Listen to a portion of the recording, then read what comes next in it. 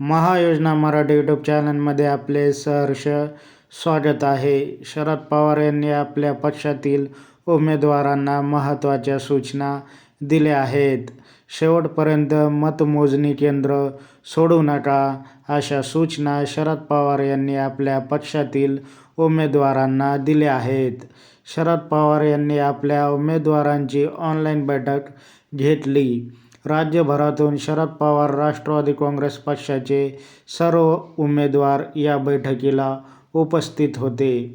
या बैठकीमध्ये एक्झिट पोलवर सुद्धा चर्चा करण्यात आली आहे. या प्रसंगी शरद पवार यांनी एक्झिट पोलचा जास्त लोड घेऊ नका, एक्झिट पोलचं टेन्शन घेऊ नका, असा सल्ला आपल्या पक्षातील उमेदवारांना दिला आहे. महाविकास आघाडीच्या 157 जागा जिंकून येतील, असे शरद पवार या प्रसंगी म्हणाले.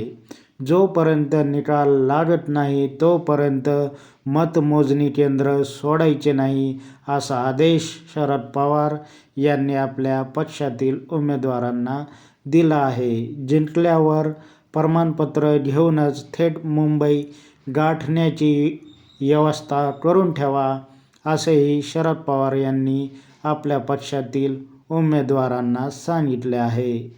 ग्रामीण भागातून येणाऱ्या आमदारांची राहण्याची व्यवस्था महाविकास आघाडीकडून करण्यात आली आहे.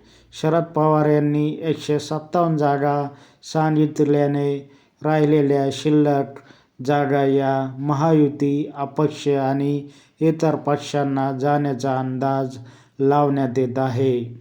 सत्ता स्थापनेसाठी 145 जागांची आवश्यकता आहे. दरम्यान महाविकास आघाडी व महायुती या दोन्ही आघाड्यांच्या वतीने बहुमत मिळविण्याचा दावा केला जात आहे. नेमकी सत्ता कुणाची येणार हे उद्या 30 नोव्हेंबरला निकाल जाहीर झाल्यानंतरच समजणार आहे. मित्रांनो, लेटेस्ट अपडेट जाणून घेण्यासाठी आमच्या या यूट्यूब चॅनलला सबस्क्राईब करा. धन्यवाद.